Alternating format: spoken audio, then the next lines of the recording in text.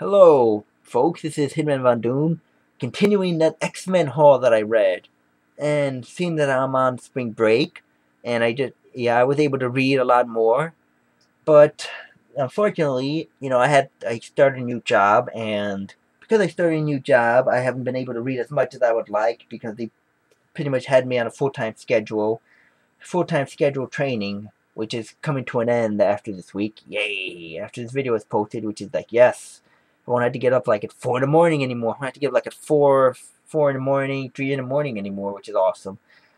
But yeah, this is what I managed to read, and to be honest, I'm probably not going to be able to read as much of these Uncanny X-Men comics that I showed you in my previous videos because I have a lot to go through and show you and give you a brief synopsis about this because I am going to be working, I am going to be going to school, and I'm pretty much in school, and concerning school, I'm pretty much down the home stretch. I'm pretty much down the last quarter, 1/4 of what's left of the semester. I'm pretty much down the home stretch. I'm pretty much, in school, I'm down the home stretch, and, I'm going to be really swamped and busy with work, with, schoolwork and, my part-time job. So I'm not going to be able to read as much as I would love. But, anywho, let's get started. This one is Uncanny X-Men 194, and I gotta tell you this right now, if you're looking through a backstock for this, pick it up. Pick this up if you're looking through a backstock. And that right there is Rogue. This is really awesome. Her versus the Nimrod. And what happens in this one is that the Nimrod pretty much detects Juggernaut and goes and attacks him. And the X-Men happen to be there coincidentally tracking the Juggernaut, and they get into this all-out battle. And it's a really good issue because Rogue ends up absorbing Nightcrawler's powers. She ends up absorbing Kitty Pryde's power and Colossus's power all in one. And she ends up really laying into this Nimrod. It's really a good battle, and it's really worth picking up. Anyway, Uncanny X-Men 194. The next issue, Uncanny X-Men 195. And again, this is another 195. And right there, Wolverine holding members of the Power Pack. And again, this is another pretty decent issue too. And in this issue, the Morlocks end up kidnapping the Power Pack, and they end up, Mask. She ends up transforming one of their faces, and they end up erasing the memories of their parents and of like 3 members of the Power Pack.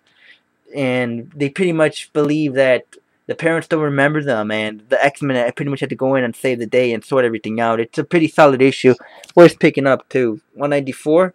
There you go. Next one is Uncanny X-Men 196, right here. And let's open this up to show what this is about, because I think I may have forgotten this. Alright, let's see what we got here. Oh, right. I remember this. Oh, yes, I remember this supremely now. Because I was wondering what this is. This is issue 196. It's a very solid issue with Rachel Summers here. And in fact, let me just show you some panels here.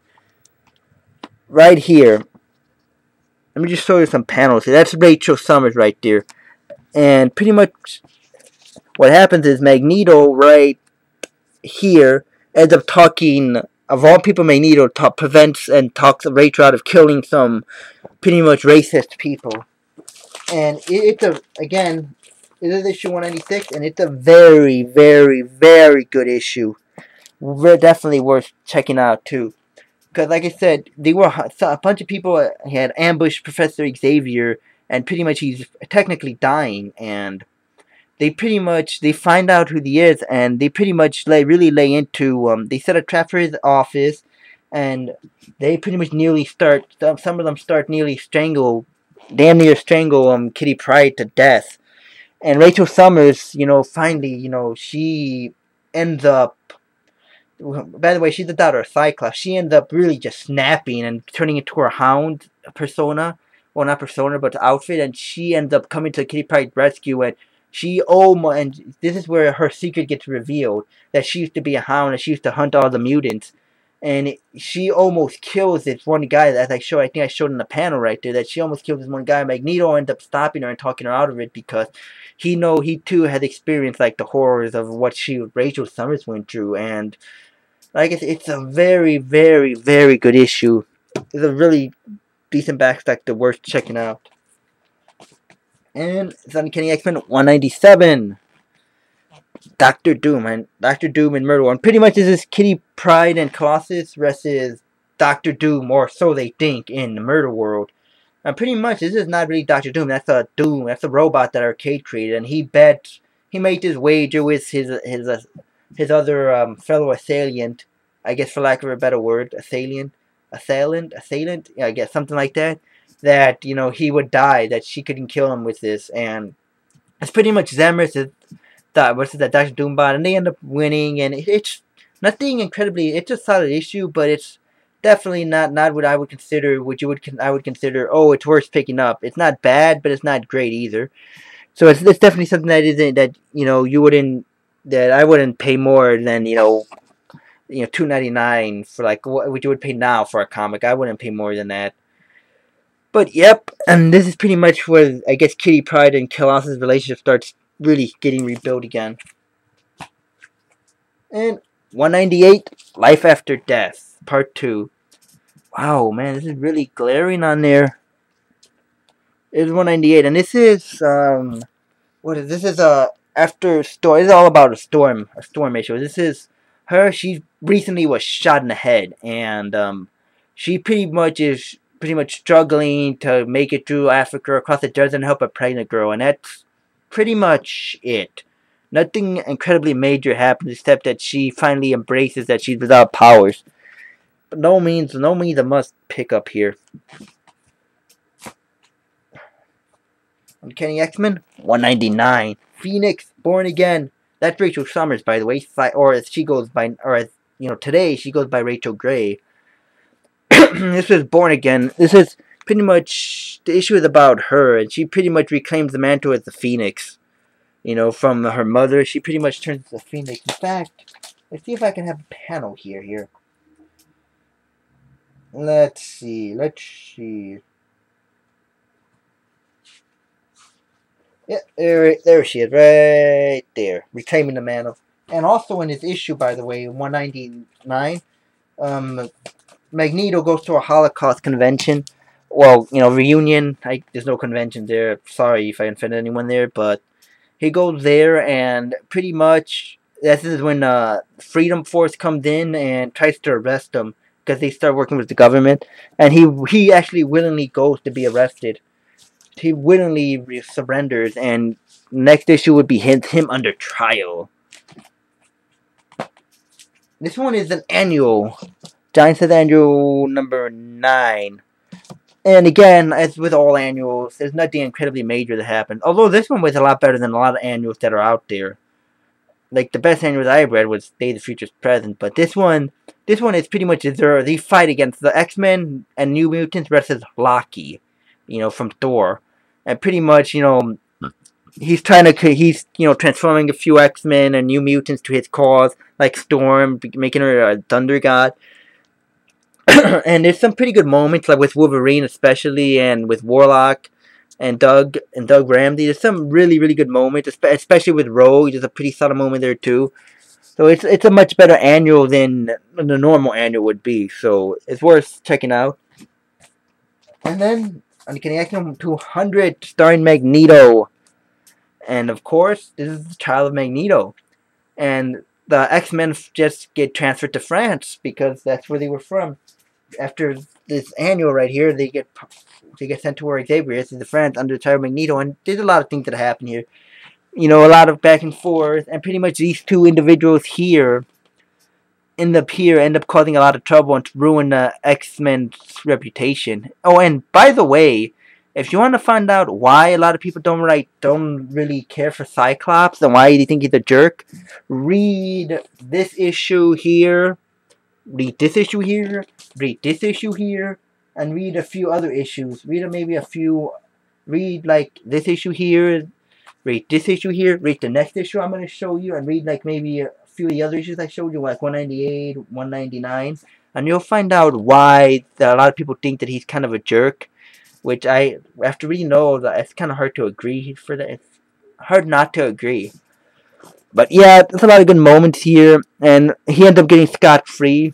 Magneto ends up getting off free, and Professor Xavier ends up pretty much near death, and the Shi'ar had to take him in. Leandra had to take him in to heal him, and he hands over the school to Magneto. A very, very risky thing. And this, of course, for those of you who hate Cyclops, he gets completely pwned. Cyclops versus Storm. Versus Storm for the leadership. And this is a powerless Storm. And see, Scott, he's really arguing with his wife, Madeline Pryor, at the time. I mean, for God's sakes, he missed the birth of his own child. He missed the birth of his own child. He refuses to, make any arrangement to drop even leading the X-Men for her. And he gets into this huge argument with her about Madeline Pryor, which is, is really warranted because he wants to lead the X-Men instead of letting Storm lead it. And they end up challenging it. And, spoiler alert, Storm ends up beating Cyclops. She ends up swiping his visor off, and she ends up winning. A powerless Storm ends up beating Cyclops, and that's because Cyclops is too distracted. With his family life, he shouldn't be leading a team. In fact, for all you Cyclops haters out there, let's show you some of these epic moments. Oh, where is it? Here it is, right there. Here's going from left to right. There's Storm. There's her taking it. There's him blind. There's him admitting defeat. And there's him thinking. Right there. Little treat for everybody who hates Cyclops. Uncanny X-Men 202. This is a tie in the Secret Wars. And this is Rachel Summers again at her best. She pretty much confronts the Beyonder. And the Beyonder ends up creating all these Sentinels that are supposed to eliminate a mega level mutant. And it's pretty much the X-Men versus the Sentinels. And anytime you have X-Men versus Sentinels, you know the issue is badass. And this is no exception. Badass. So, worth checking out. Another one, Uncanny X-Men 203. And this one, the Phoenix, Rachel Summers confronts the Beyonder again. And pretty much she takes all the life force of the X-Men voluntarily, involuntarily, and without asking for some people. And this, she's supposed to try to destroy the universe and recreate it, but destroying the Beyonder in the process. But somehow someone convinces her that, that's not the way to do it. And she refuses to, and she finally comes to her senses. And the big thing about the issue is the fact that when she does the things that she does, Rachel, all the X-Men pretty much start shunning her. Which is really, in my opinion, a little unfair, but... Yep. This is Uncanny X-Men 204. This is an issue solely starring Nightcrawler. See, after Nightcrawler really becomes, troubled after meeting the Beyonder, because his belief in God, he didn't know what to think of the Beyonder. Was he Jesus? Was he God? Who knows?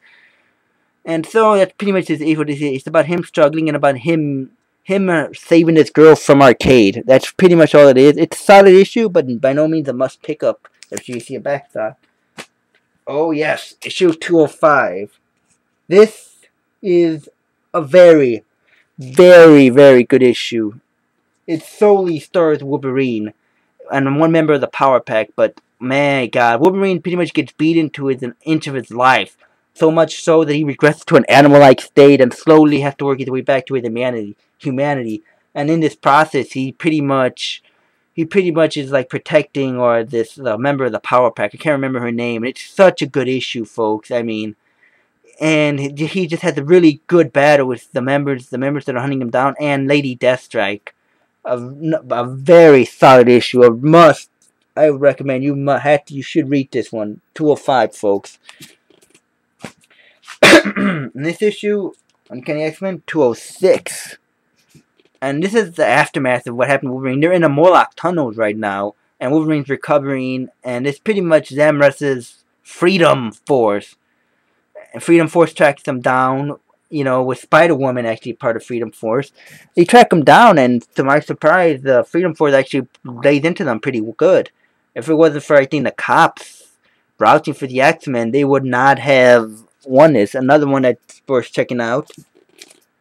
Oh, issue 207. A very, very, very solid issue. I mean, very good. This, again, is not Wolverine. It stars every X-Men. The issue, the cover is just awesome. But this is Rachel, about Rachel Summers here. This is primarily, and she's pretty much having these horrific dreams and she's actually dragging like Freddy Krueger or the Nightmare on Elm Street 3. Well, she's like, she used to, there's a girl with a power to drag people into her dreams. She's dragging Wolverine into these nightmares, and Rachel Summers is just so tortured in this one. I mean, she's just, man, I just feel sorry for the character in this run right here. She's so, bad, and pretty much she thinks that the only thing she can really do some good is by eliminating Selene, who has killed numerous innocent people. And she's about to murder Selene. She goes to the Hellfire Club and just attacks Selene regardless. And Wolverine comes in and stops her. And when he comes in and stops her, he tries to talk her, saying that, that's not the way. This is murder, and that, that what she's doing is murder, and that if she does, pretty much if she goes through with it, that's pretty much like no redemption for her after that. And pretty much, and in order to stop her, she still doesn't listen, and Wolverine ends up stabbing her. In fact, let me show a panel of that, because it's so awesome.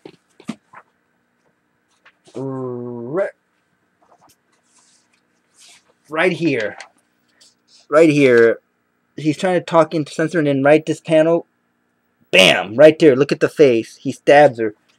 Great issue. I recommend picking that one up. It's issue Uncanny X-Men 207.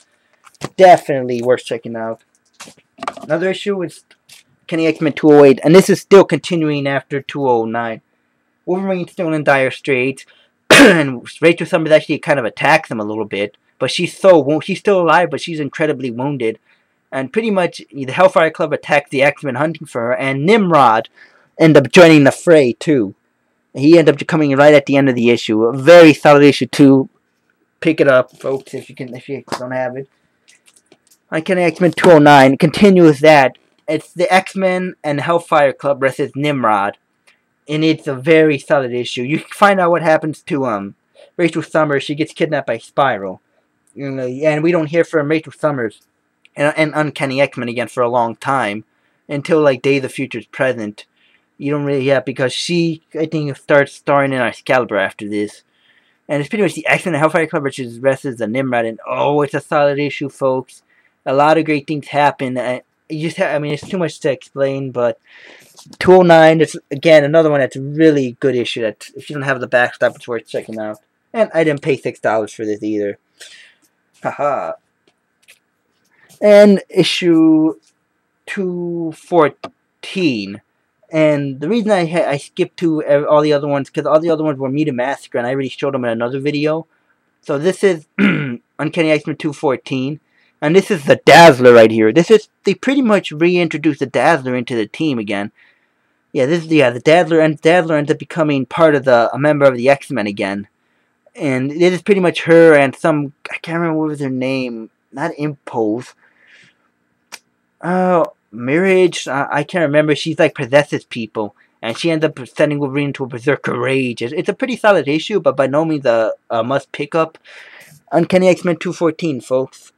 Yep, and that's part 3 of this comic book haul. Anyone, as I said, I guess this is a mini review. These are mini reviews of this, and anyone who watched, thanks for watching, and take care of yourself, folks.